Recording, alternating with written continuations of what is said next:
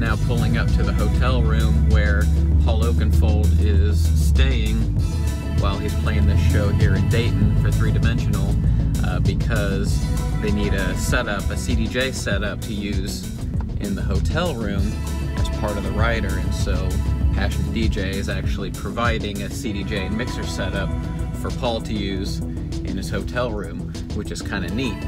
So I am just now pulling into the driveway here. I'm going to meet up with Tony. He's either here already or should be pulling up any moment, and catch up with him and see if there's anything else that they need. So here we go.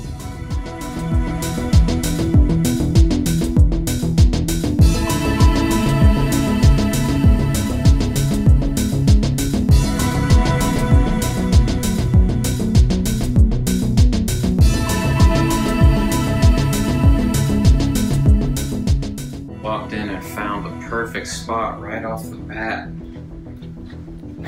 Pre-gig setup. So we're going to build a little DJ booth right here. Where do you want to put the monitor? Up top or underneath, or should I get the tripod? Boom. Built-in speaker stands.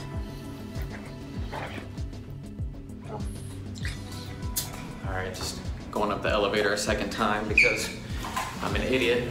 Forgot my cables first trip up. Tony is actually going to go pick up Paul from the airport, so I'm going to set up all this DJ stuff. Alright. I get to hang out in here and do all this secret spy stuff, all this setup beforehand. Make sure Paul's taken care of, and also make sure he gets a little propaganda there to let him know what we're about. Get on to the actual real show.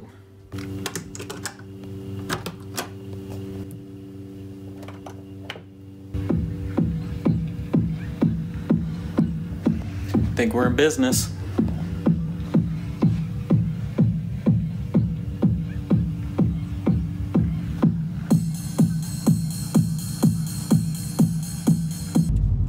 Alright, so I got Paul all set up in the hotel room with a pre-gig CDJ setup.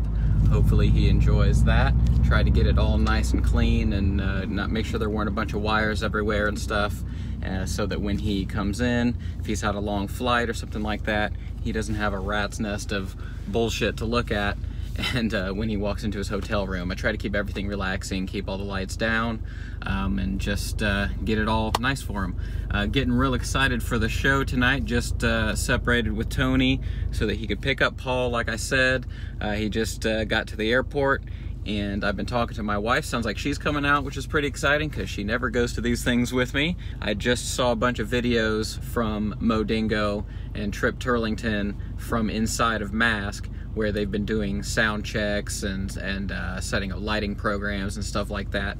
They're getting me real excited. They're in there playing hip-hop music and whatever they can just to, you know, test music and having a good time in there while I'm over here slaving away in the hotel room. So I hope they're having a blast. Treyway. What up, dude?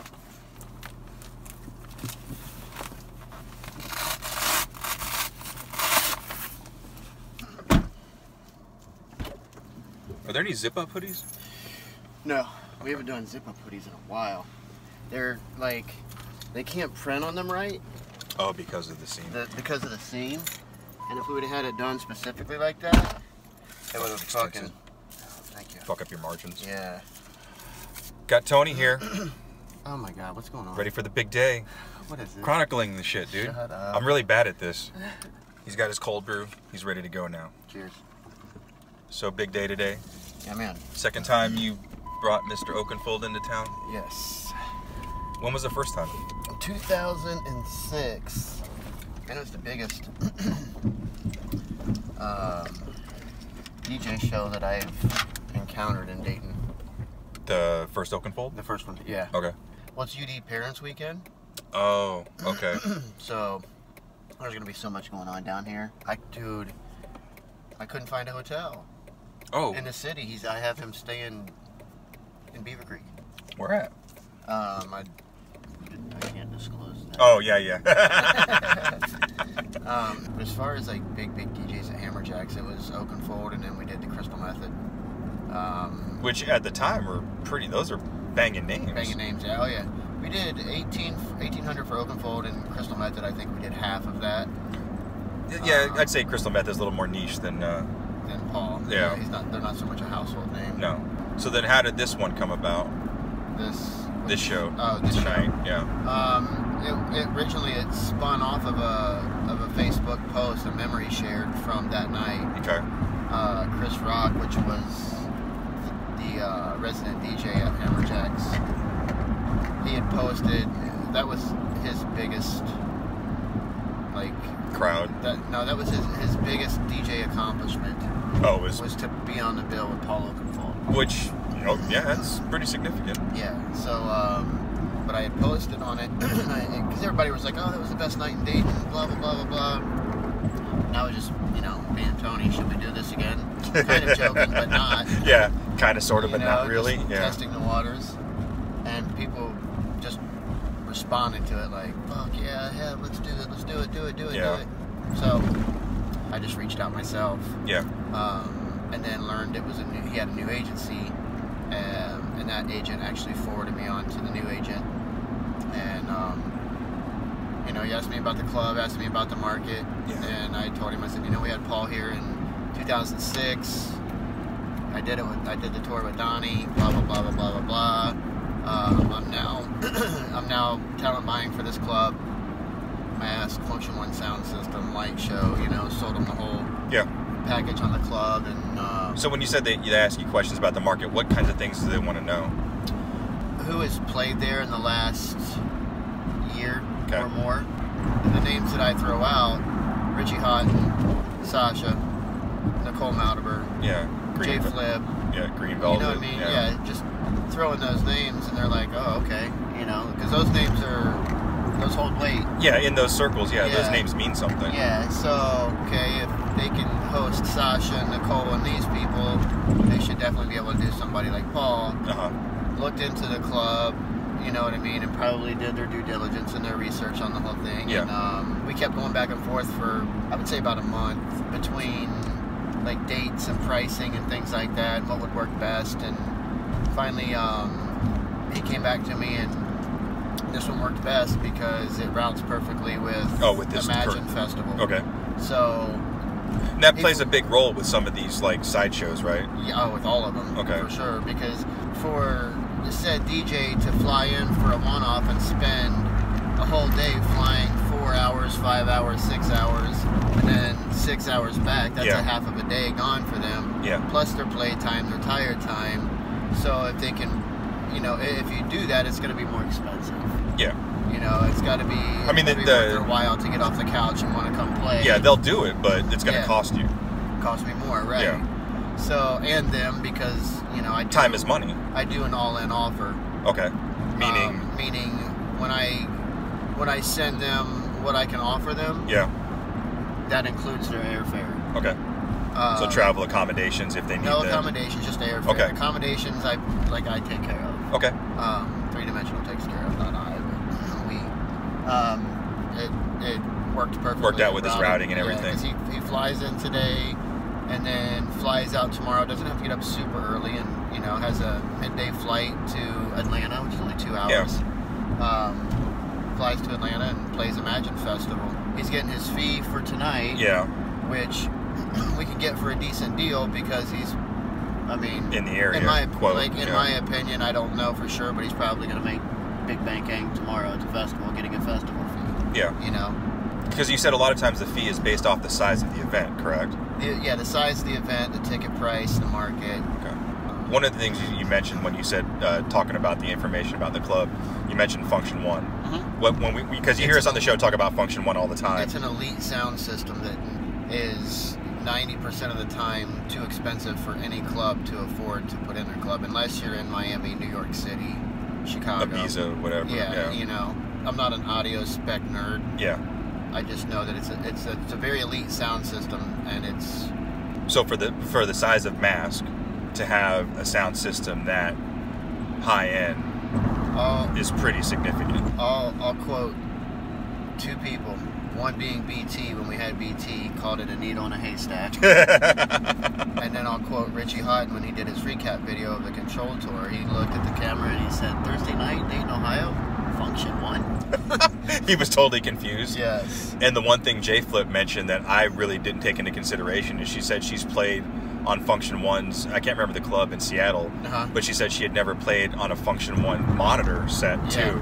Because she said most clubs will spring for the audio for the entire venue on Function 1, the main sound, but not the monitors. Yeah. Even last night I went to Masque at around 2 o'clock in the morning to get with their manager and their door guys and Luke to show them how the everything's working tonight. How the app will work, how they'll ring people in and things like that. Yeah.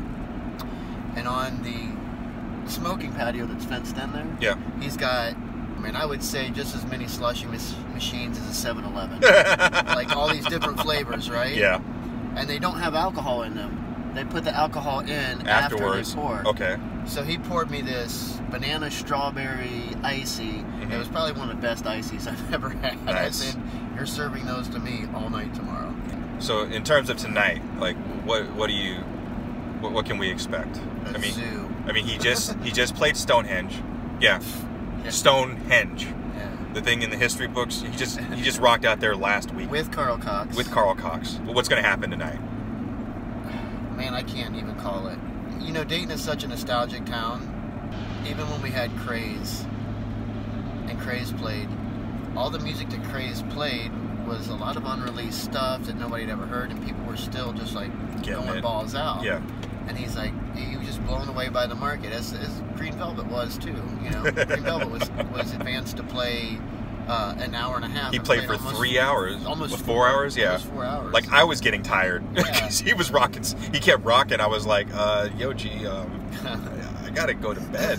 And when Nicole got in the car, Nicole Mallory, when she got in the car with us, she said, "You know, so what does Dayton like? Which way should I go?" I said, "You can go melodic, you can go hard, you can go deep, you can go dark. Yeah, you will own the crowd." Yeah. And I know when Paul played here back in 2006, and it was his tour after he just released the Brittany Murphy and all of those songs. So he just did a tour. How many years of music is what this tour is based off of with Paul?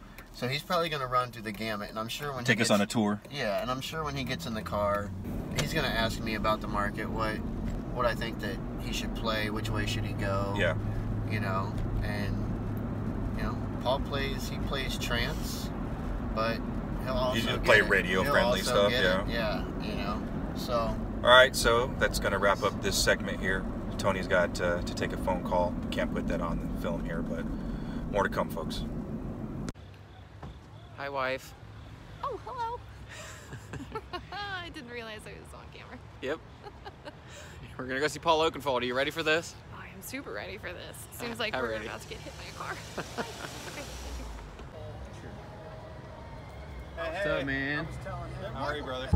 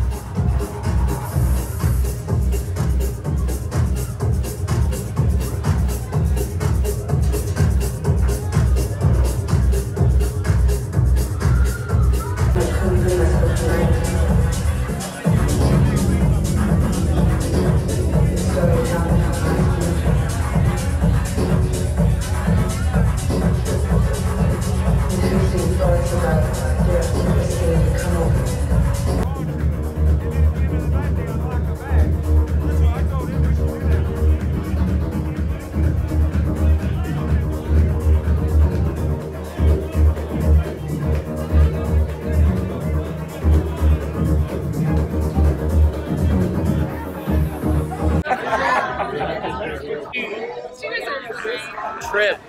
What the hell was that, man? I don't know. I like to play. Holy shit, man. That was... You played all of the bangers. You played the Love and Traffic. Well, and the funny part about that one is I didn't have it digital. I didn't have a digital copy. All I had was on vinyl. So like we had talked about it, and I mentioned it to Tony, and then Tony was like, "You know, you gotta play that." I was all like, "Only because you're now saying that I have to." Like, so 3 drives on a vinyl. 3 drives. Yeah. Grease 2000. Man.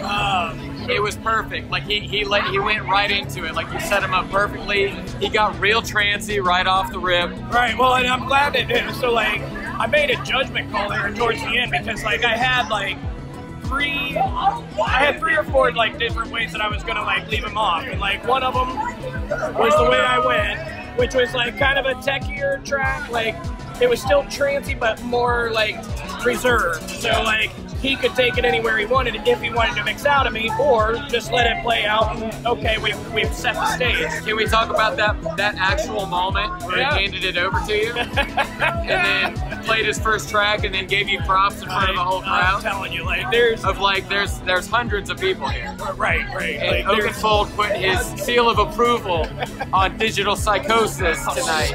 Just saying. He did what he does. Love y'all.